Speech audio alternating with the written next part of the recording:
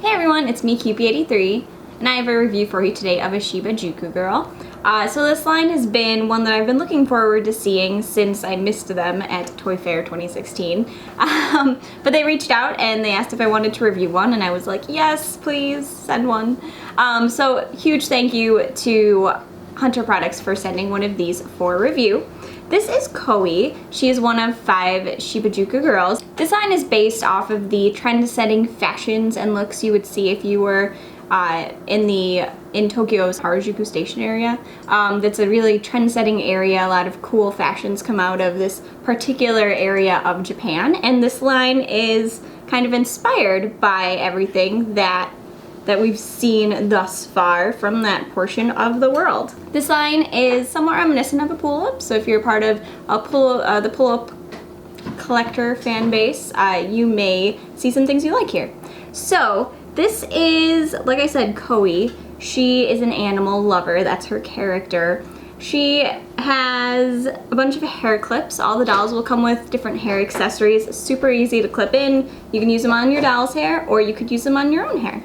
She has rooted hair.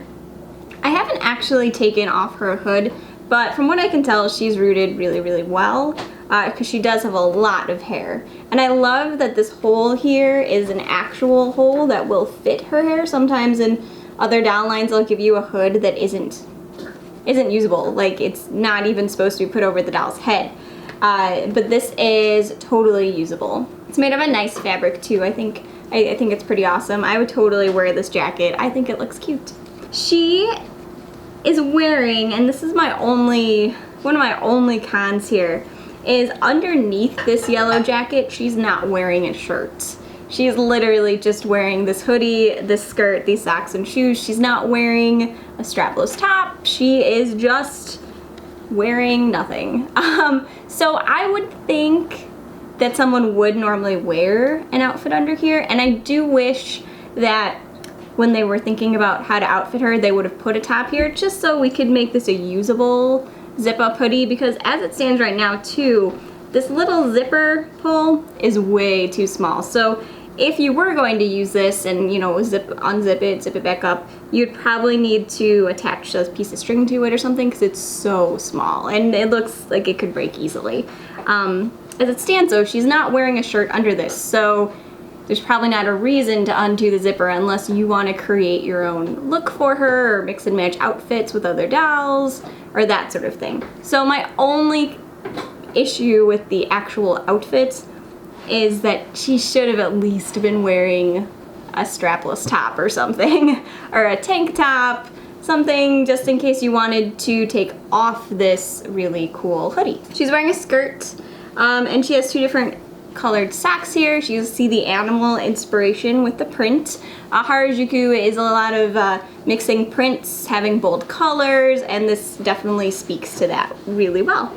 She has shoes, as you will see here, easy to take on, easy to take off. And the nice thing about this line is that they're really posable. So in the same line as a pull-up, her head does not move up and down. It does just turn left and right like this. But she does have a shoulder joint, an elbow joint, and a wrist joint. So she can do lots of cool poses. She does not have a joint in her torso or anything, but she does have a hip joint that is pretty awesome, a knee joint, and I don't believe there's an ankle joint. Yeah, and there's no ankle joint, but she does have a hip and a knee joint. So she can do some pretty cool things like that.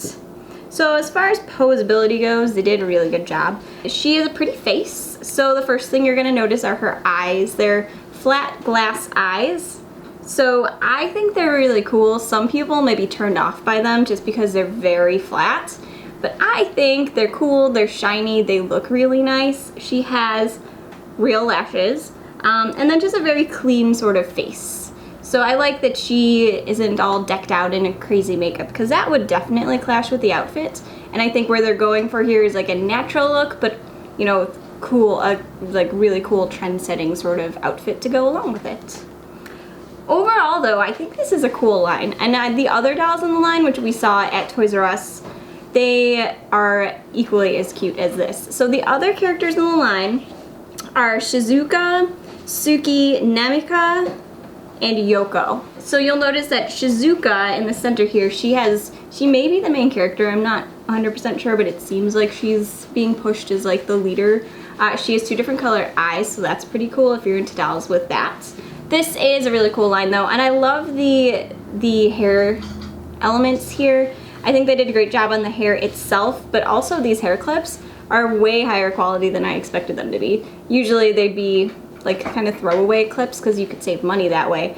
But these you could definitely wear out, you know, on your actual hair, and people wouldn't assume right off the bat that they were for a 13-inch doll.